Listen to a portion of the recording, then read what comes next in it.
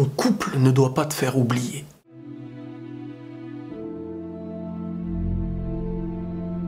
Avant d'être en couple, n'oublie pas que tu as été entouré. Avant d'être aimé de celui ou de celle qui t'accompagne aujourd'hui, tu as été accompagné de beaucoup de ceux que tu as aimés. Beaucoup de ces gens ont participé à ta construction. Parmi eux, tes parents, ta famille, tes amis.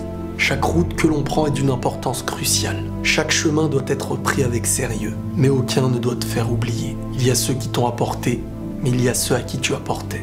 Être en couple, ce n'est pas renier les autres. Et personne ne peut t'interdire ce lien qui est positif. Le domaine du couple, c'est un domaine qui est très important. C'est un engagement qui t'épanouit.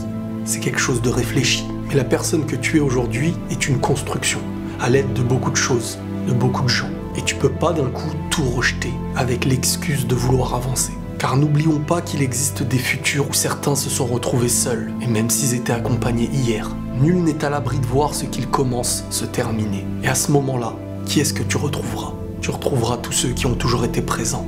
À nous de les garder aussi pendants. Ton couple fait partie de l'aventure. C'est ce que tu construis. Et il prend une grande place dans ta vie. Et ça, rien de plus normal. C'est ta nouvelle famille. Elle fait partie d'une nouvelle longue route, d'un accomplissement. Mais c'est une addition et pas une soustraction. Elle ne doit pas servir à perdre, mais à gagner encore plus. On ne jette pas les personnes sur notre route. On en apporte des nouvelles. On n'oublie pas ceux qui sont présents.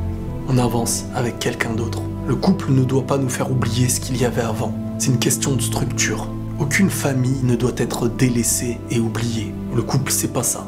Et aucune personne ne doit te forcer à oublier les tiens, autant que tu ne dois pas faire oublier les siens. Ni l'homme, ni la femme ne doit ignorer le contexte de l'autre. Dans quoi il a grandi, avec qui. Car c'est la personne que tu as choisie.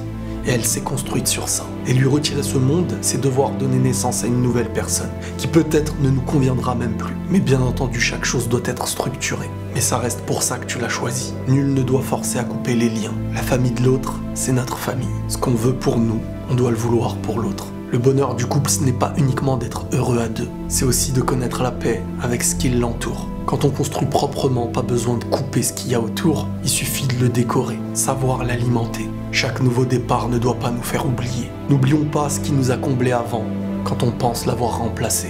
Prenez tous soin de vous, et la paix sur vous.